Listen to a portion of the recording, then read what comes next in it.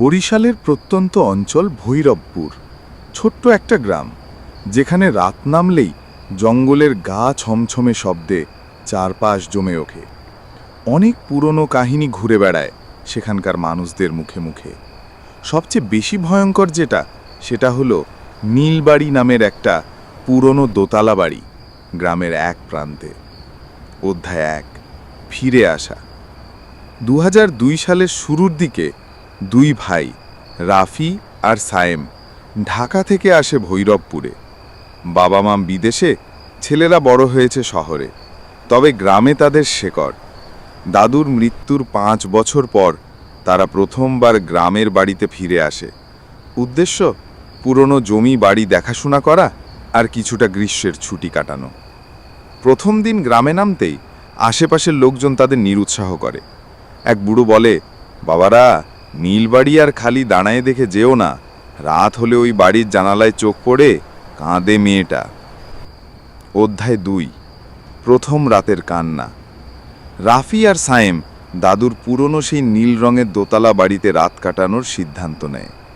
প্রথম রাত, বাতাস যেন অনেক ভারী, যেন চারদিক চুপচাপ একটা শ্বাসরুদ্ধ পরিবেশ। সায়েম জানালার কাছে দাঁড়িয়ে বাইরে তাকিয়েছিল। হঠাৎ তার চোখে পড়ে একজন মেয়ে, নীল শাড়ি পরা, এক দৃষ্টিতে তাকিয়ে আছে বাড়ির পাশের কুঁয়োর ধারে। সে রাফিকে ডাকে, কিন্তু মুখ খুলেও শব্দ বেরোয় না, গলার স্বর যেন আটকে গেছে। অধ্যায় 3, খুন আর অভিশাপ।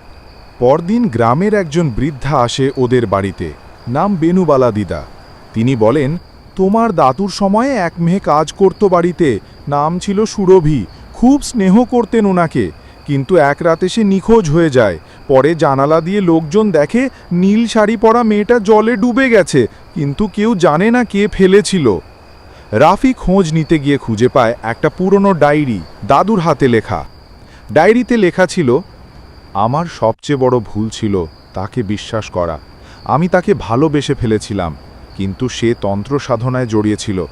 আমি বাধা দিলে এক রাতে সে ভয়ঙ্কর হয়ে ওঠে। অধ্যায় 4, তান্ত্রিক ও কুয়োর নিচে চাপা সত্য।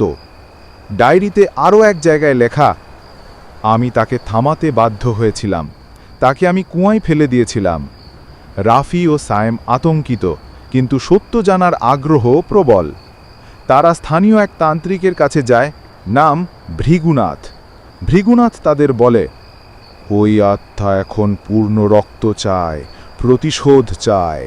যদি তার সত্য উন্মোচিত না হয়, সে এই পুরো ভৈরবপুর গ্রামকে অভিশপ্ত করবে। অধ্যায় 5, মধ্যরাতের চুক্তি। তান্ত্রিক তাদের বলে, একটাই উপায় আছে। পূর্ণিমার রাতে সেই কুয়োর ধারে দাঁড়িয়ে সুরভির আত্মাকে ডেকে তার কাছে ক্ষমা চাওয়া। রাফি রাজি হয়। রাত 12টা, চারদিক নিঃশব্দ। রাফি দাঁড়ায় কুয়োর পাশে, বাতাস বন্ধ। কুয়োর গভীরে একটা কান্নার শব্দ। সুরভি, আমি দাদুর নাতি, তুমি ক্ষমা করো, আমি সত্য জানি। এক ঝলক হাওয়া আর চোখের সামনে ভেসে ওঠে সুরভির মুখ, চোখে জল, ঠোঁটে রক্ত। সে বলে, তুমি আমার দাদুর রক্ত, তুমি সত্য প্রকাশ করেছ, তাই আমি মুক্তি চাই। হঠাৎ করেই কুয়ো থেকে এক আলোর রেখা ছুটে ওঠে আকাশে। অধ্যায় 6, অভিশাপ ভাঙল। পরদিন সকালের রোদে প্রথমবারের মতো বাড়িটার রং বদলে যায়, নীল থেকে হালকা ধূসর। সেই বৃদ্ধা বেনুবালা দিদা এসে বলে, আজ 20 বছর পর এই বাড়িতে কুকুর ঘেউ ঘেউ করছে, এটা ভালো লক্ষণ। তবে তান্ত্রিক ভৃগুনাথ বলে যান, যদি সত্য লুকিয়ে রাখো, সুরভি ফিরবে, আরও ভয়ঙ্কর হয়ে। শেষ অধ্যায়, মোড় ঘোরানো সত্য। 1 বছর পর রাফি ঢাকায় বসে এক সন্ধ্যায় ডায়েরির একটা পাতায় চোখ পড়ে, যা সে আগে কখনো পড়েনি। সেখানে লেখা, সুরভি তন্ত্রসাধক ছিল না, আসলে আমিই তাকে ভালোবেসে জোর করে রাখতে চেয়েছিলাম। সে পালাতে চেয়েছিল, আমি তাকে ঠেলে দিয়েছিলাম কুয়োয়। রাফির মুখ শুকিয়ে যায়। তাহলে সে যা করেছিল সেটা মুক্তি নয়, বরং আত্মাকে প্রতারিত করে ভুল সত্য প্রতিষ্ঠা। সেদিন রাতে তার ফোনে আসে একটা হোয়াটসঅ্যাপ মেসেজ, তুমি আমার রক্ত, এখন আমিও তোমার ছায়া। আজ এই পর্যন্তই শেষ। দেখা হবে পার্ট 2 নিয়ে। ততক্ষণ পর্যন্ত ভালো থাকুন, সুস্থ থাকুন, আর তালুকদার ফ্যাক্ট বাংলা ইউটিউব চ্যানেলটিকে সাবস্ক্রাইব করে রাখুন। আল্লাহ হাফেজ।